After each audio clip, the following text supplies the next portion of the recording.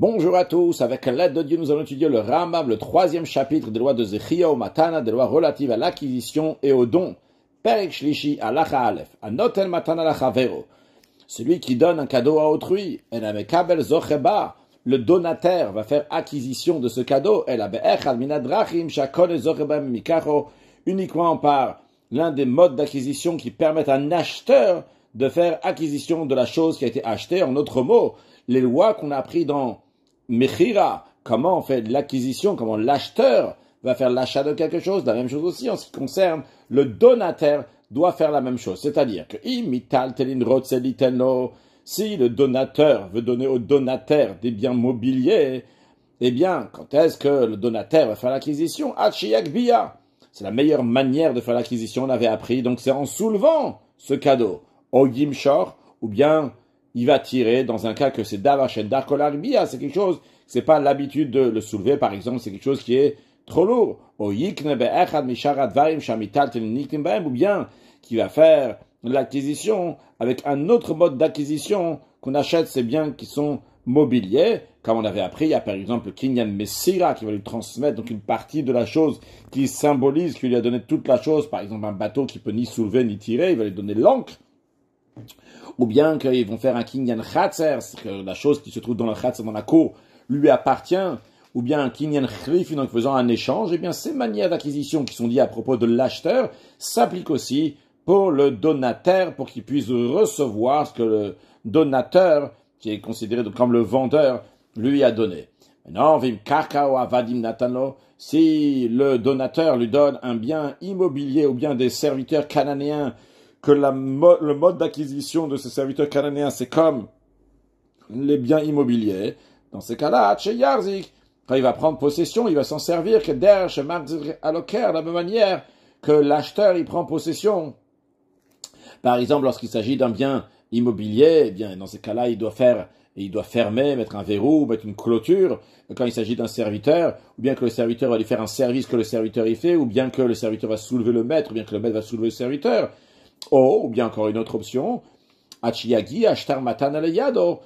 Dans un cas, il va lui faire un document dans lequel il écrit, donc un acte de donation, qui lui dit, mon terrain t'est donné à toi, je t'ai donné, ou bien mon serviteur je te l'offre.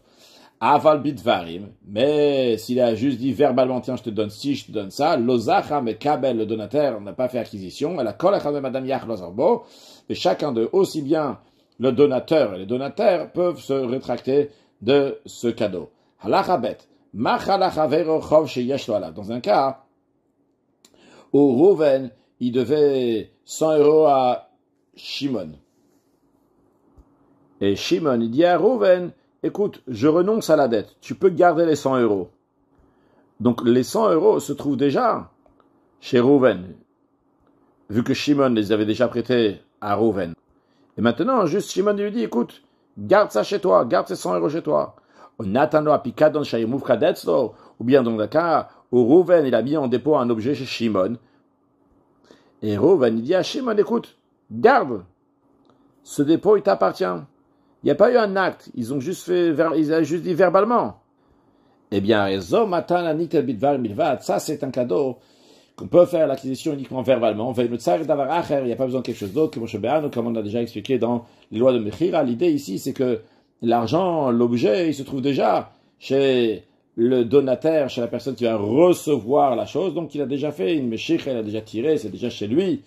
Halacha Gimel, de même, un qui dit à autrui, par exemple, Rouven, il dit à Shimon, Maneshish Libiatra Tneulazé. Le manet, donc les 100 zouz que tu me dois, donne-lui à Lévi. Donc, ils sont les trois ici, ils sont présents. Il y a Rouven, Shimon et Lévi. Et, je répète, Rouven, il dit à Shimon, tu me dois 100 euros, à la place que tu me donnes à moi, Rouven, les 100 euros. Écoute-moi, mon ami Shimon, donne ça à Lévi.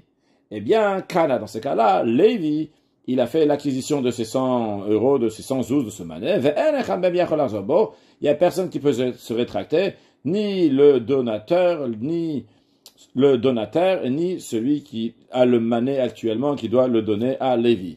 Aucun d'eux yachol arzobo. Ben shinatanaman elazeh bechov shayelo etzlo. Ça change pas maintenant la raison pourquoi Rouven, il a donné ce mané, cet argent à Lévi, que ce soit parce que Rouven devait de l'argent à Lévi. Donc il a dit à Shimon, rembourse ma dette directement à Lévi. Ben shenetan lo matana, ou bien que tout simplement il a donné matana, il a donné en cadeau. Rouven a donné ça à Lévi, pas parce qu'il lui devait, parce qu'il a donné un cadeau. De même, Lévi a fait l'acquisition de l'argent qui se trouve chez Shimon. Ben shayaman echovetzo, que ça soit qu'il lui devait de l'argent. Que ce soit que Shimon devait donner à Rouven de l'argent. Et Rouven a dit à Shimon, donne cet argent à Lévi. Ben shaya pikadon beyado, ou que ça soit que c'était un objet qui était en dépôt chez Shimon, que Rouven avait donné à Shimon, et qui lui dit maintenant, donne-le à Lévi. Eh bien, tout ça, c'est des bonnes ventes, c'est un bon don qui a été fait, comme on l'a expliqué dans les lois de Mechir à Perivav. Halacha dalet. Encore une chose dans laquelle il y a un parallèle entre les lois de donation et les lois de vente. C'est que de la même manière que ce n'est pas nécessaire d'avoir des témoins pour faire la vente et un achat. On peut très bien vendre sans qu'il y ait des témoins. Et c'est vrai que les témoins peuvent être nécessaires. Elle a les galotada vabilvad, uniquement pour dévoiler la vérité. Dans un cas, imaitasham, tana ou kfira, dans un cas où il y avait une discussion, quelqu'un qui argumente, quelqu'un qui nie, qui dit donc je dois pas l'argent. Alors en effet, ils vont pouvoir être utiles, mais il n'y a pas besoin pour faire l'acquisition, pour faire la vente, il y a des témoins. Car de la même manière aussi, en ce qui concerne donc des dons qui sont faits, ou bien des remises, lorsqu'ils renoncent sur une dette, il n'y a pas besoin de témoins pour le faire. Et la seule nécessité est dans un cas où il y a des menteurs, qu'à ce moment-là, les témoins pourraient être utiles. Alachae, car la même manière que le vendeur doit définir le bien qui a été vendu, que Moshe Béan, comme on l'a expliqué dans les lois de Mechira, Kachanot, de la même manière aussi, celui qui donne quelque chose à autrui, il doit bien préciser qu'est-ce qu'il donne. S'il n'a pas précisé, eh bien, la donation ne prend pas effet. Ketzad, comment ça? Akotev la chavero, quelqu'un qui écrit à autrui, donc le donateur écrit au donateur, un terrain, bien immobilier, parmi mes biens, t'est donné. Mais il n'a rien dit de plus, il n'a pas dit de manière précise quel bien immobilier. Ou bien qu'il a écrit, tous mes biens sont acquis à toi, à l'exception d'un bien parmi d'entre eux, quelques-uns. Oh, il veut aussi, vu qu'il n'a pas défini, il n'a pas dit clairement qu'est-ce qu'il lui donne. On ne sait pas qu'est-ce qu'il donne. Le kanakloum. Eh bien, le donateur n'a fait acquisition de rien. Le donateur ne peut pas dire au donateur, écoute, donne-moi au moins le moins bien de tes biens. Même pas. Parce qu'il pourrait le dire a priori, bon, tu avais l'intention de donner quelque chose, écoute-moi voilà, un petit quelque chose. Non. Uniquement, ça va lui définir l'endroit qu'il lui donne. En revanche, dans un cas dans lequel il n'a pas été très précis sur qu'est-ce qu'il va lui donner, mais il a été précis au moins de combien il va lui donner et où, dans quel endroit environ il va lui donner. C'est-à-dire, il lui a dit, je te donne tant et tant, un corps, un khatsikor, ce qu'on appelle un later, il a dit, je te donne 100 mètres carrés, 200 mètres carrés, dans tel et tel champ. Oh, il veut scier ma salle, vu qu'il a défini le champ. Avant de aussi bien qu'il n'a pas défini quelle partie du champ, mais il a défini le champ, eh bien, c'est suffisant pour que pour que le donateur va prendre cette partie-là, donc il lui a dit du champ, mais dans le champ même, il y a des très bonnes parties dans le champ, il y a des parties qui sont mauvaises dans le champ, il prendra un minapachot shebotosada, il va prendre donc la partie du champ qui est la moins bonne du champ, 100 mètres carrés, 200 mètres carrés, en fonction de ce qu'il lui a dit. Halachavav, kolanoten matana altnai. Dans un cas où quelqu'un fait une donation avec une condition. Alors, c'est-à-dire, ce qu'on va voir ici dans la Chavav, et après que le Ram va donner quelques précisions sur ça dans la Chazaïn, et après on va voir un autre cas dans la Chachet, donc juste pour faire la nuance tout de suite, il y a deux manières. Il y a celui qui dit, écoute, je fais une condition, et si la condition va être valable, à ce moment-là, tu vas faire l'acquisition. En d'autres mots, ce qu'on va voir dans la Chavav, c'est qu'il est en train de faire une condition, et il est en train de dire que tant que la condition n'a pas été faite, eh bien, il n'y a pas d'acquisition non plus. Ce qu'on va voir après dans la Chachet, c'est qu'il dit que l'acquisition soit faite dès maintenant, et je veux que telle et telle condition va être faite. Donc, la différence, elle est, quand est-ce que l'acquisition va être faite. Dans Halacha Vav, l'acquisition sera faite uniquement une fois que la condition va être faite. Si il est en train de lui donner quelque chose aujourd'hui, il dit à condition que, donc une fois que la condition va être faite, par exemple demain la condition va être appliquée, elle va être faite, à ce moment-là il va faire l'acquisition. En attendant, aujourd'hui il n'a pas encore fait l'acquisition. Ce qu'on verra dans Halacha Chet, c'est que il lui a dit donc de faire l'acquisition dès maintenant, à condition que quelque chose d'autre va se passer. Voyons, Halacha Vav, kolanot el matana al tnai, donc quelqu'un qui donne un cadeau à condition. Donc il a mis une condition pour que le cadeau va être acquis. Ben sheitna noten, que ce soit que le donateur a fait la condition. Ben sheitna mekabel, donc le donateur a fait une condition. Veherzika mekabel, donc le donateur, il a fait ce qu'il fallait, avant même que la condition arrive, qu'il a fait chazaka, donc il a pris possession, en attendant donc la condition. Vezachaba, donc il a fait l'acquisition de cela, entre guillemets acquisition, c'est une acquisition, on va voir si cette acquisition donc va être valable ou pas.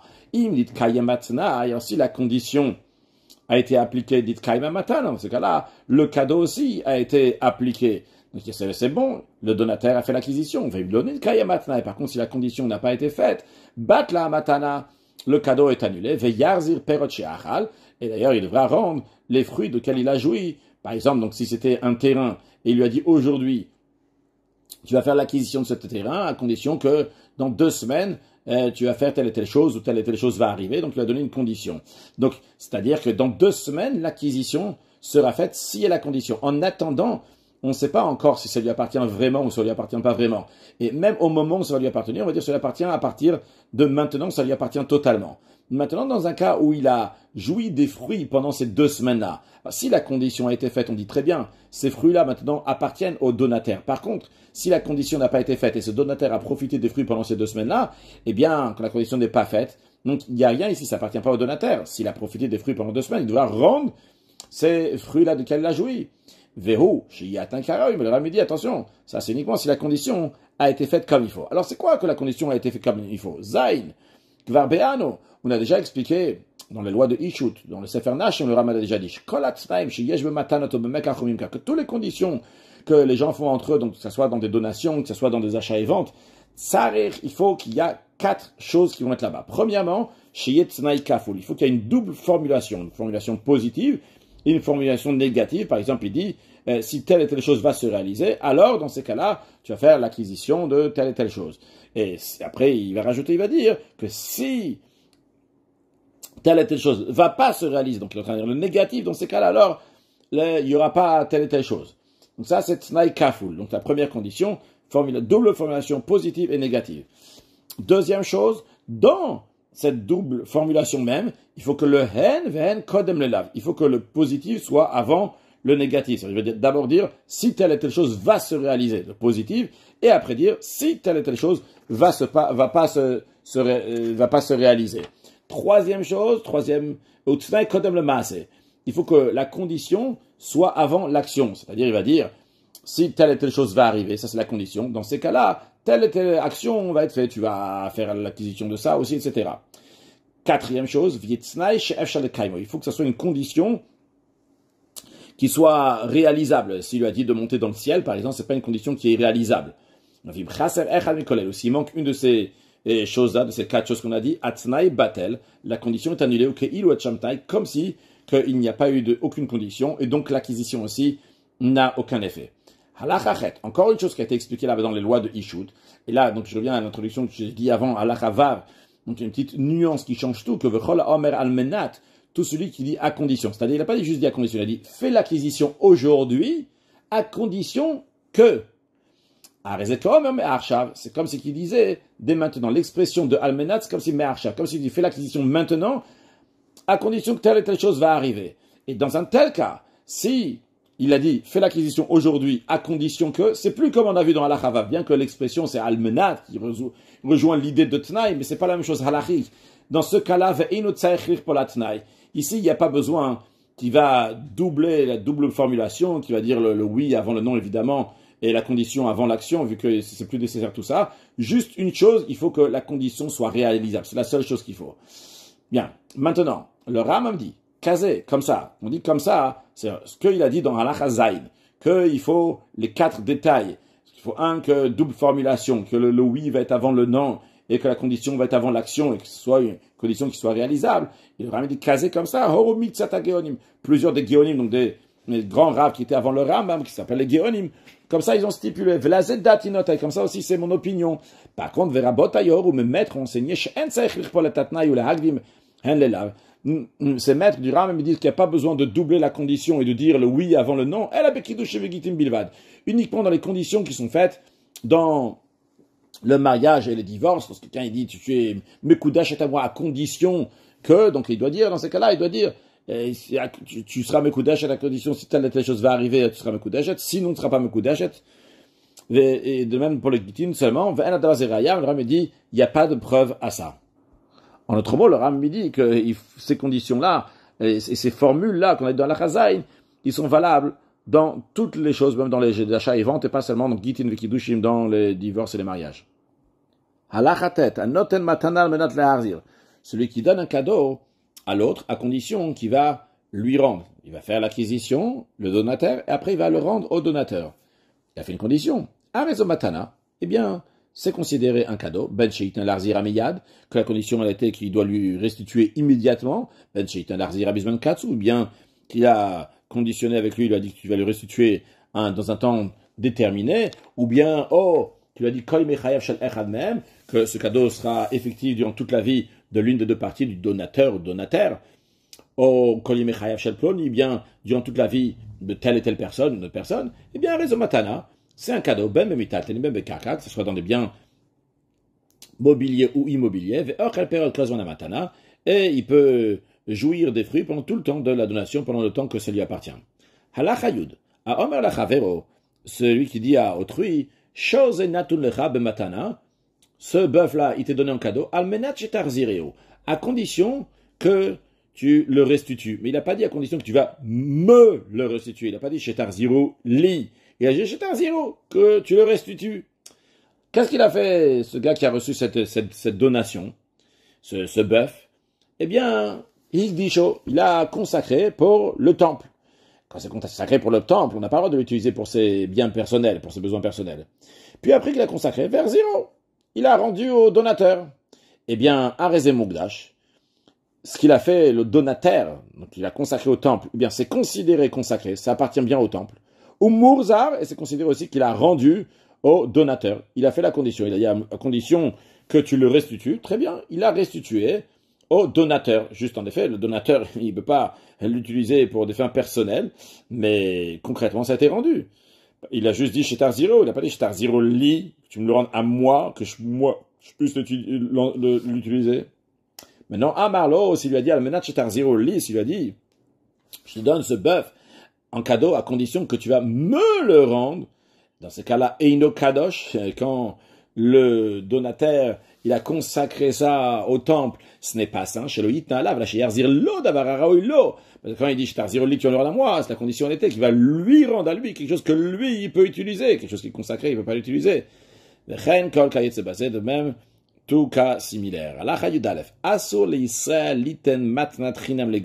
Il est défendu à un juif de faire une donation gracieuse à un non-juif. Aval notenu lega toshav. Par contre, il a le droit de faire une donation à un étranger résident, c'est-à-dire un goy qui habite en Eretz Israël avec le peuple juif et qui a pris celui de faire les 7 lois de Harit qu'on appelle un ger toshav, étranger résident. Shenamar, car il est dit à propos de la viande qui n'est pas cachère.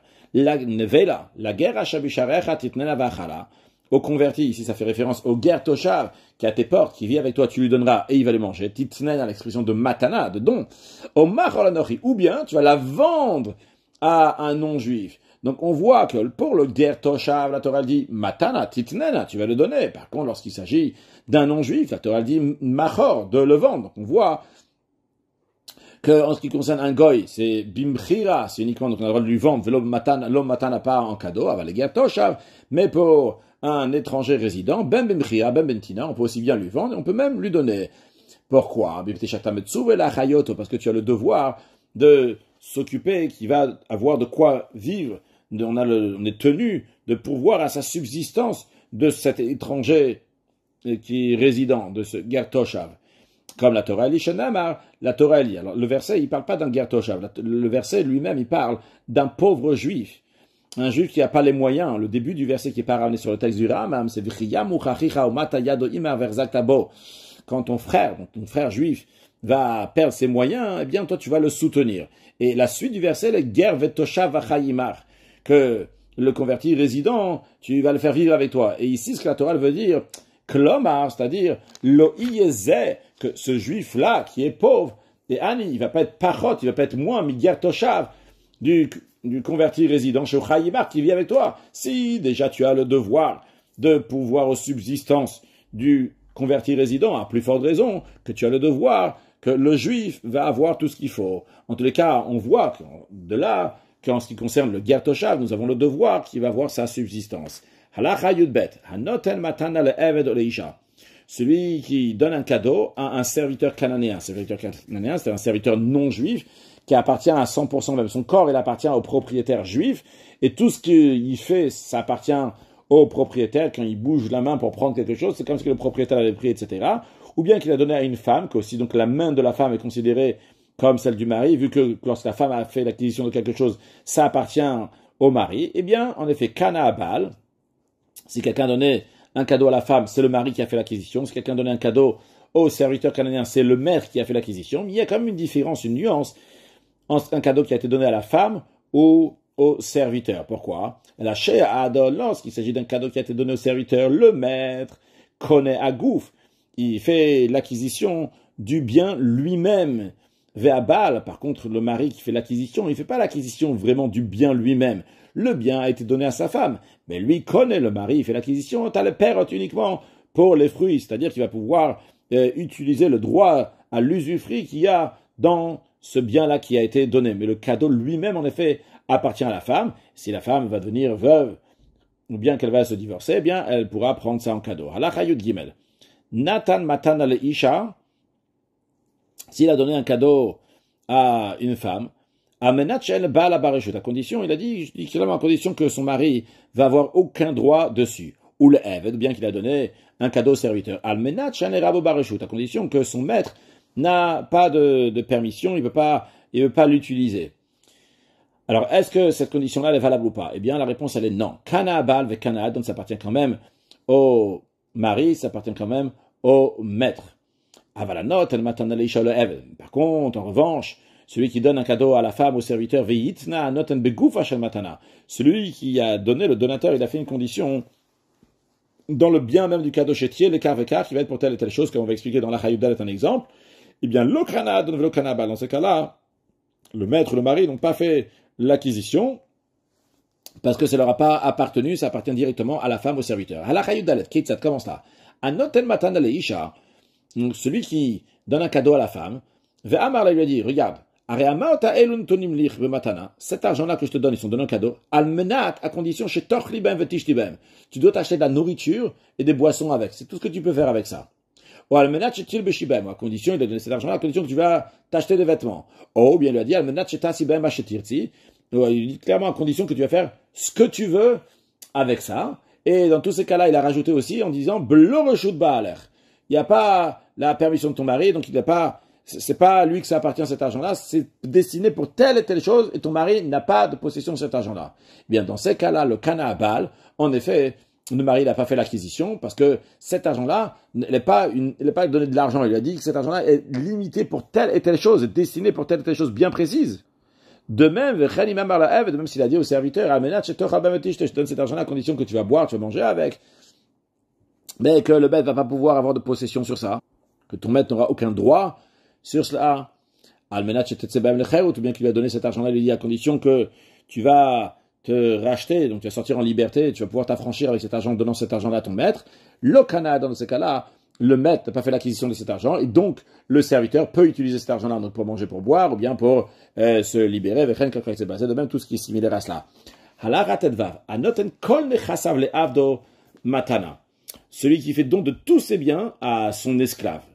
Kanaas, dans ces cas-là, l'esclave, il a fait acquisition de sa propre personne, et donc Viyatsa ben Chorim, il a obtenu la liberté. Il a aussi fait l'acquisition de tous les autres biens, vu que c'est une personne qui est libre, il peut faire l'acquisition. Mais non, Vimshier, quand j'ai aussi le maître, il a retenu quoi que ce soit, donc des biens, Afilu mitaltelin, même si c'est des biens qui sont mobiliers. Lo kanaklum. Le serviteur n'a fait aucune acquisition. Parce que ça, c'est pas un vrai affranchissement de manière qu'il s'est entièrement séparé. En effet, dans la Torah, elle dit qu'un get, c'est une rupture totale. Et s'il n'y a pas une rupture totale, Sharishir, Boba get, il a gardé quelque chose ici dans cet acte d'affranchissement.